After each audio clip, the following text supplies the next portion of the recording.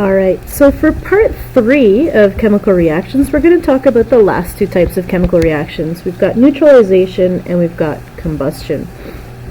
So first off, neutralization reactions are really just a special type of double replacement reaction. So the same principles apply. We've got two compounds reacting to form two new compounds. The positive ion from one compound takes the negative ion from the other, and vice versa. So it's important to note, however, that these are considered to be special because we've got an acid reacting with a base. You can always identify an acid because it begins with hydrogen. So hydrogen, 9 times out of 10, for you in Science 10, is going to start with hydrogen. There are some variations to that, but for the most part, when you're looking at an acid, this is what it's going to look like. It's going to be H something, so it'll begin with H. And bases, without exception, will always end with the ion hydroxide. So that's OH minus, that we call that hydroxide, and you'll get a list of those polyatomic ions. So in this case, when an acid and a base react, one of the products is always water. Okay, so you don't have to think about that second product, it's always going to be water. And the reason for that is because we have the positive ion from the acid taking the negative ion from the base. Okay, so the positive ion is H, and the negative ion is OH. So HOH is water. Okay, so we don't really ever write it HOH because it's H2O, and that's just kind of how we know it in chemistry. So that's how we get water as our second product. Okay, the other product in a neutralization reaction is called a salt, and a salt is just an ionic compound. So we take the positive ion from the base, which in this case is calcium, and calcium is going to form a compound with the negative ion from the acid. So the salt is always the positive ion from the base and the negative ion from the acid. So in this case, it's calcium and it's carbonate. So remember, every time we get a new compound, we do a new drop and swap or a new crossover rule. So they're both, one's 2 plus, one's 2 minus, so that drops down there and is a 2. This one drops down here is a 2, but just like in math, we reduce those down, and it's calcium carbonate. So those are the two products of our neutralization reaction. Balancing these guys gets a little bit more tricky because normally I tell you, always keep your polyatomic ions together when you're balancing. But in this case, we have to separate hydroxide out and balance it separately, because we've got water on one side and we've got O and H, and then we've got an H over here. So we have to separate them out to balance them. But it's not too bad. So if we look here, we've got 1 calcium on the left side, we've got 1 calcium here, so those are balanced so far. We've got 1 carbonate here, we've got 1 carbonate here, so those are balanced as well. So if we count up our hydrogens, over here I've got 2 hydrogens.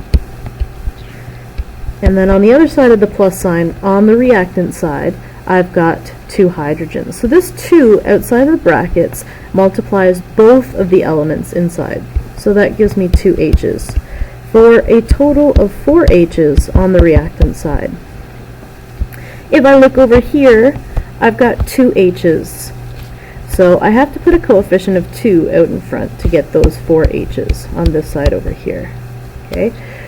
So in addition, this 2 also multiplies the oxygen that's on the inside of the bracket. So that means I've got 2 oxygens over here. And then I look over here, and the good news is that I've got 2 oxygens over here as well.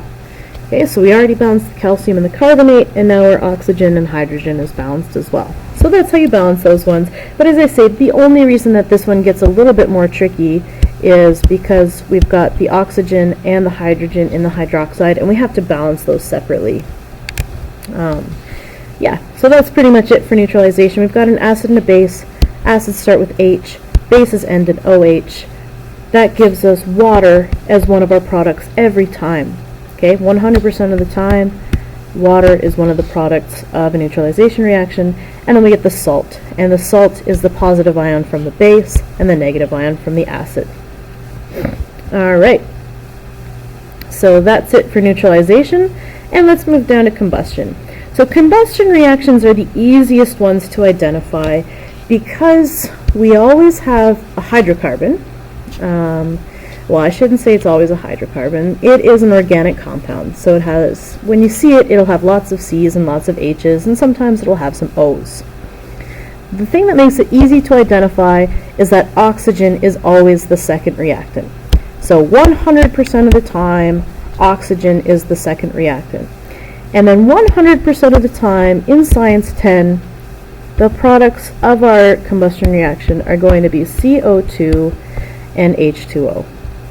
So you don't have to think, you don't have to kind of figure out, what's stealing what and do, the drop and swap, because the products of a combustion reaction are always carbon dioxide, or CO2, and water. So that's pretty much it as far as predicting the products. So if you see one of these guys, something with a lot of C's and a lot of H's, which in this case is just a simple hydrocarbon, reacting with oxygen, it will give you all the time, 100% of the time, carbon dioxide and water.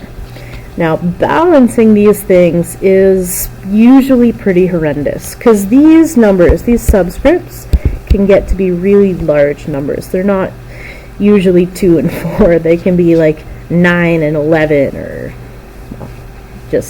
they can be really complicated numbers. So in this case, our balancing is not so hard because we've got 2 carbons here, so I'm going to put a 2 out in front here. I've got 4 hydrogens on this side. I've only got 2 over here, so I'm going to put a 2 there. That gives me 4 oxygens here. Okay, so these 2 oxygens is multiplied by that 2 to give me 4. And I've got another 2 oxygens here. So that gives me a total of 6 oxygens on the product side. And on the reactant side right now I have 2, so to make it a 6, I'm going to put a coefficient of 3 out in front. So now I have 6 oxygens out in front there. Alright, so that's a balanced combustion reaction. Most of the balancing of those ones is tricky, but I did post that Khan Academy video on the class Facebook page, so check that out, and hopefully that can help you out. If not, we'll do more of them in class. So I hope this 3-part video on chemical reactions helps. Yeah, let me know if you need anything else. Thanks, team.